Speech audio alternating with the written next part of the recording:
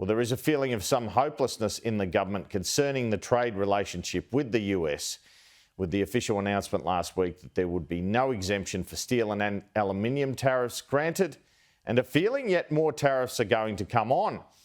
From the Prime Minister's point of view, even if he does get a call with the US President Donald Trump, is it going to make any difference at the moment? The government believes that suggestions further tariffs could drive up pharmaceutical prices because the Americans hate the PBS system is overblown. But the fear around Australian farm exports to the US, and particularly beef, are real.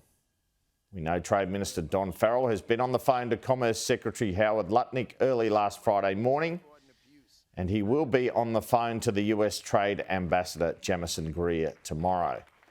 Opposition leader Peter Dutton is claiming that the Prime Minister and the Ambassador to the US, Kevin Rudd, have failed in not securing a tariff exemption. Mr Dutton believes the government hasn't tried hard enough and doesn't have the relationships to reach a deal with Donald Trump. But the government believes most Australians see through this argument as Donald Trump is slapping tariffs on every single country. So the Trade Minister, Don Farrell, joins me now from Adelaide. Don Farrell, thanks for your time. You're due to talk to the US Trade Ambassador Jamieson Greer tomorrow, and you spoke at 2 o'clock Friday morning to Commerce Secretary Howard Lutnick. How did your chat with Mr Lutnick go, and what are you hoping to achieve with Mr Greer?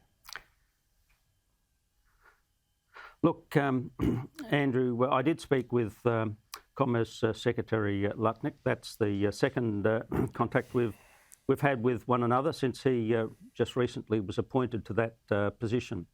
I obviously expressed my disappointment that we had not been able to reach an agreement over the suspension of tariffs on steel and aluminium.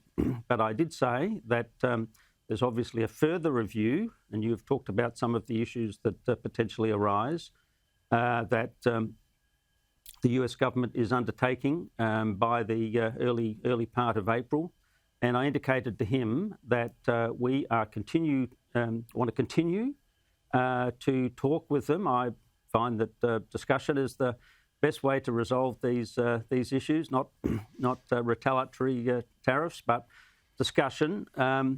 What we need to do, Andrew, is find out what it is that the Americans want in terms of this relationship between Australia and the United States, and then make President Trump an offer he can't refuse.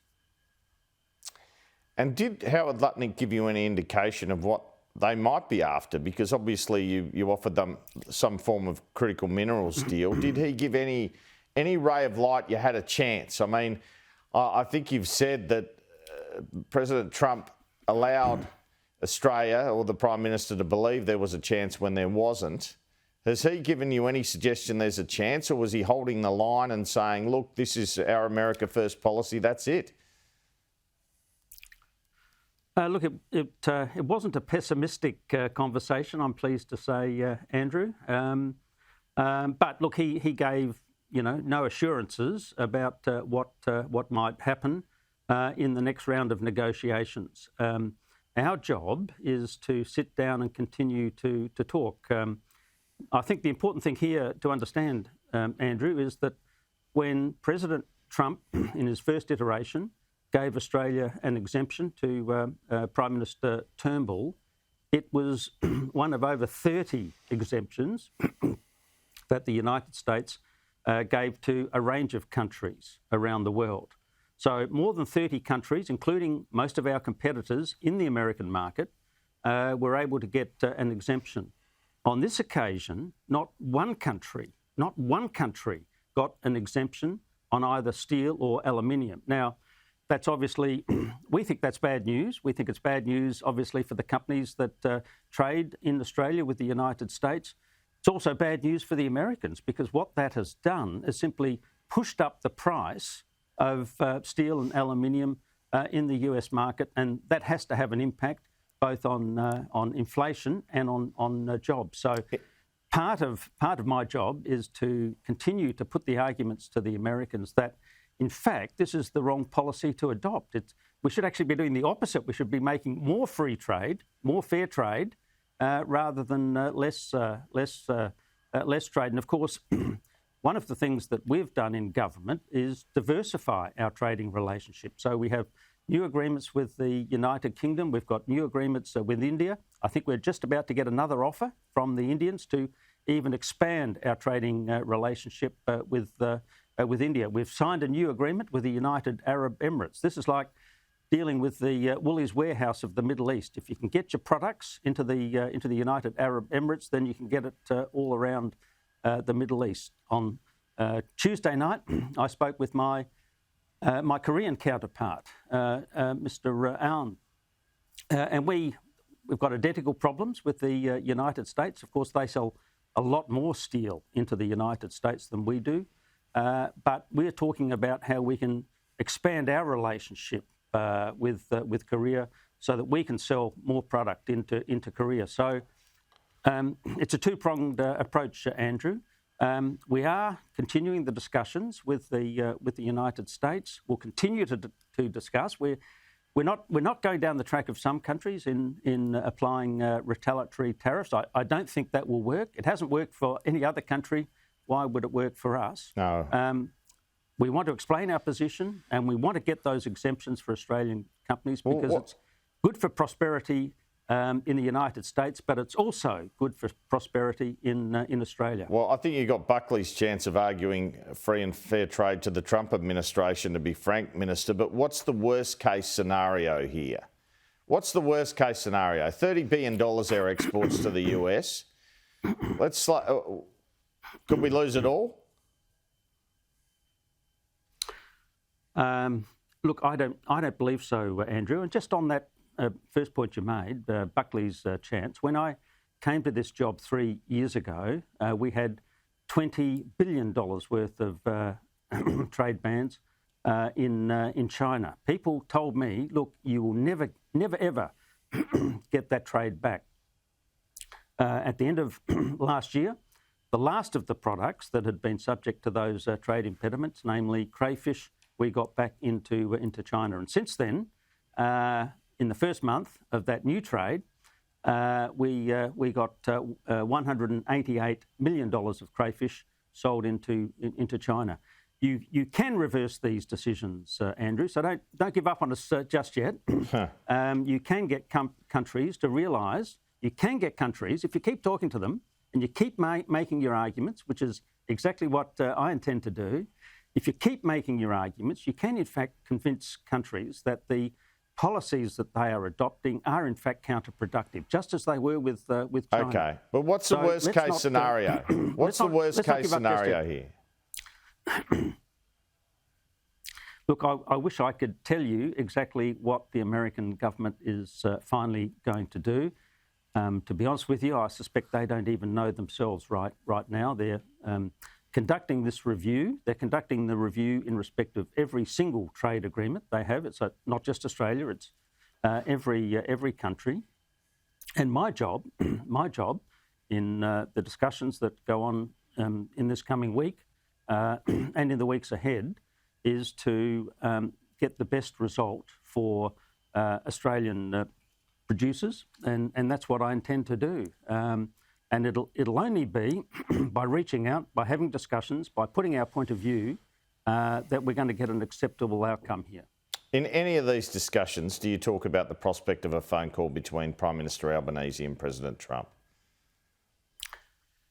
Oh, that's way above my pay grade, I'm afraid, Andrew. Is it though? Kevin Rudd asks. About this is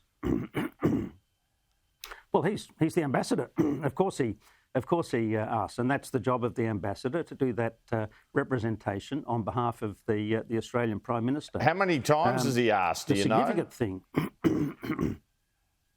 No, I don't know the answer to that question, Andrew. But we were amongst the first countries to ring President Trump when he was elected and congratulated him. Prime Minister did that. And we, of course, got a second phone call with him to express our concerns about the direction that he was taking in respect of tariffs. To the best of my knowledge, we were the only country in the world where he said, I'm going to give some consideration to not applying these tariffs to you. Yes. Now, I know we didn't get the exemption in the end, but we were the only country that at least got him to say, look, we're going to give some consideration to this. Ultimately, the consideration was that they would not do it. As I've said on Sky previously, the people around President Trump, particularly Mr. Navarro, I think were determined that they weren't going to go down the track that they went down last time. So I mentioned before, over 30 countries got exemptions for steel and aluminium. They were determined, the people around President Trump were determined not to go down that track again. They were going to apply the tariffs, the 25% tariffs, and no country was going to get an exemption. But look, we will continue to talk. As I said, you've spoke to Commerce Secretary Lutnick on Friday morning. Tomorrow, US time, so Tuesday morning, I think 7:30, I'm going to have my conversation with Jamison Greer. We're going to work out, firstly, what it is that the Americans want out of this arrangement, because it's still not clear to me what it is that they are seeking. But once we find that out, we'll work through this issue and we'll work through it in Australia's national interest. Why haven't you been to the US yourself? Look, can I say this, Andrew? Modern communications these days, a telephone call, a video conference, which is what I'll be doing with Jamison Greer, Ambassador Greer, on Tuesday. We're getting our message across. After that first conversation between President Trump and Prime Minister Albanese, we embarked on a course of action which was determined in consultation with the officials in the United States about how best to progress our concerns about the introduction or the reintroduction of tariffs. We followed that course of action, and we followed it until last Wednesday, when it became clear that the Americans were not going to give us an exemption. So we had a plan. We had a plan for how we deal with this issue.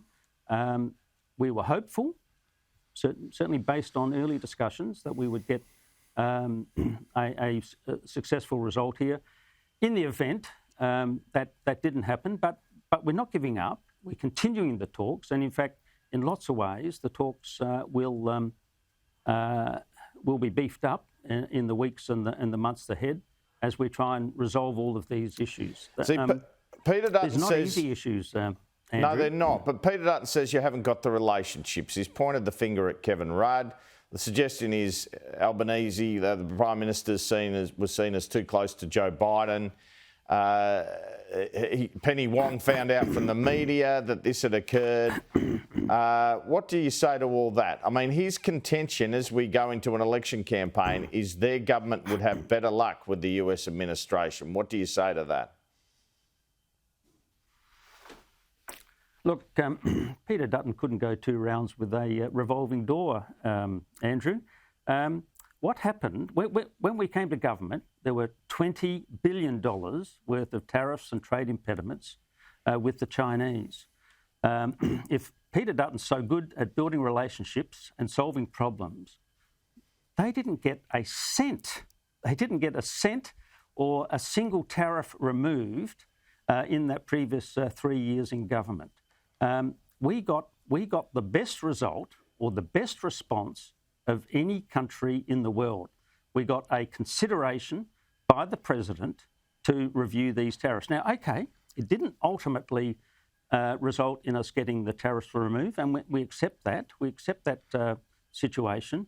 I'd ask your listeners, who do you think is going to be better to negotiate with the United States? Somebody with a proven record of getting results, or somebody, when they had the opportunity to get some results, did nothing.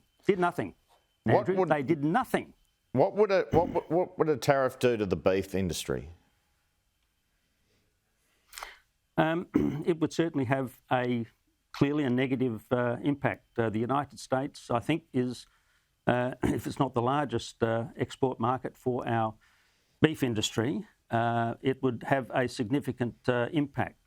We are expanding our beef exports. Our beef exports right now, thanks to the Albanese Labor government, are the best that they've ever been. We're exporting more beef than we ever have.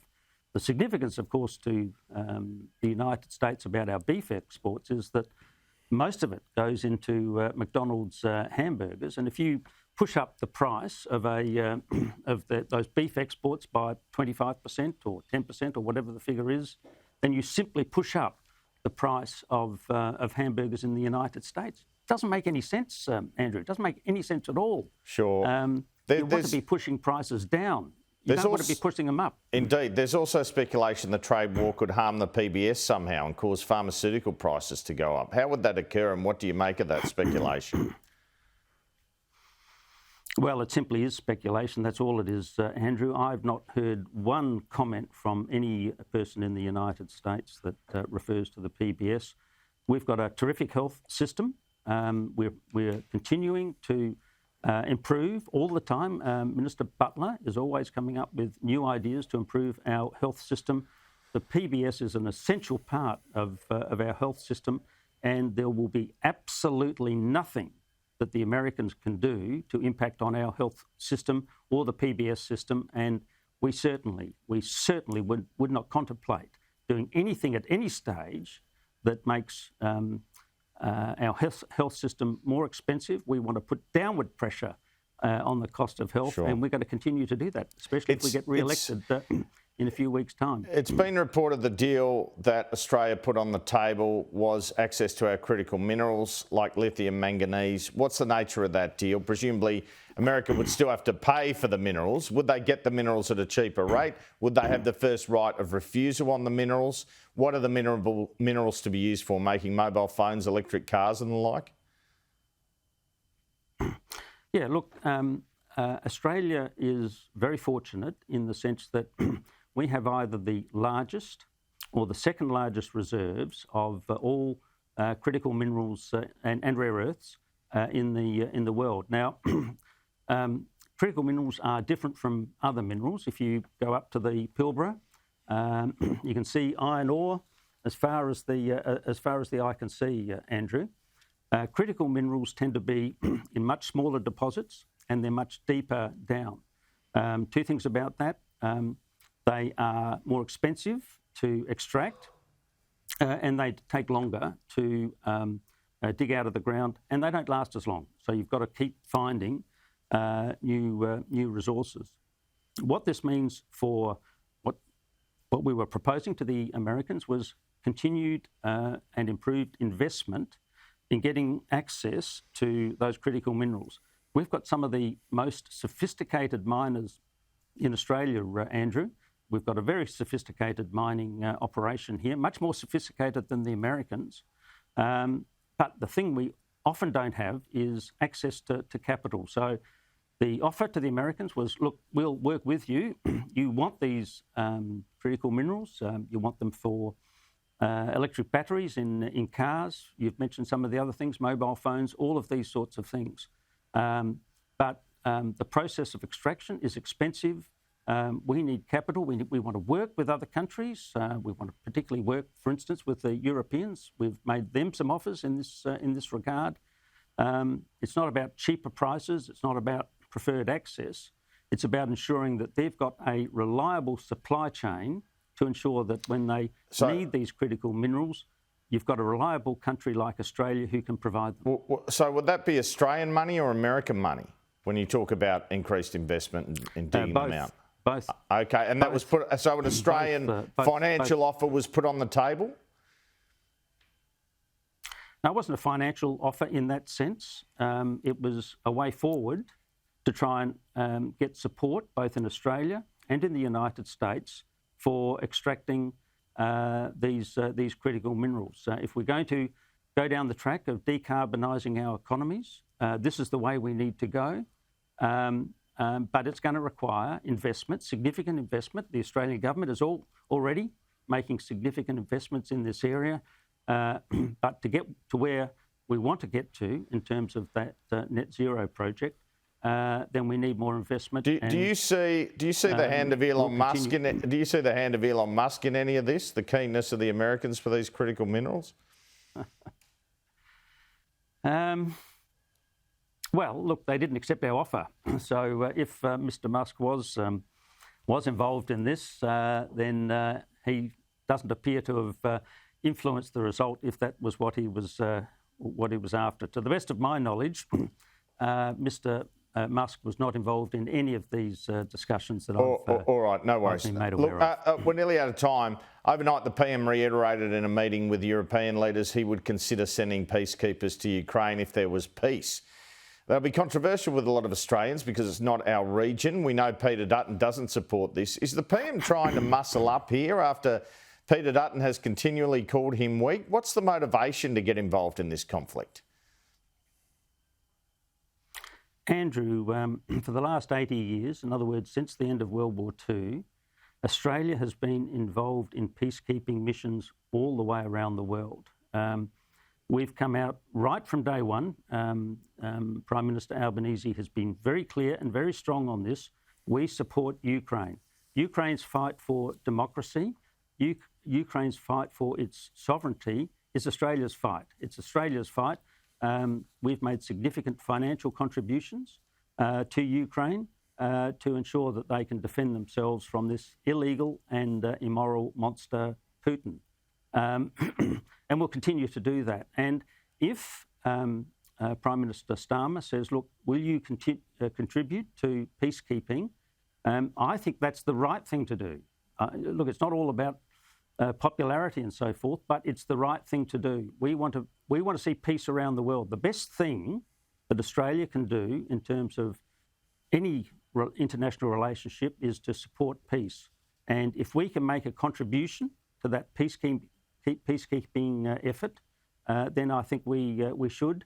And I think Mr. Dutton is completely on the wrong track here. Australians support the Ukrainian fight. I was on the steps of Parliament House just a couple of weeks ago with Premier Malinauskas. His background is Lithuanian. He knows exactly what happens if you don't stand up to bullies like Putin. It's in our interest to defend democracy in Ukraine. It's in our interest to be part of a peacekeeping force when there's peace. Finally and briefly, there was something of a blow to the government late last week with the default market offer out that Australians face price rises of up to 10% on their power bills. Will the government's electricity subsidy be extended and increased in the budget? Well, you know the answer to that question, Andrew. You'll have to ask the Treasurer, and you've only got a few more sleeps to find out what's going to be in the next budget. Well, I might ask him on the show next week. Thanks very much, Don Farrell. Nice talking with you, Andrew.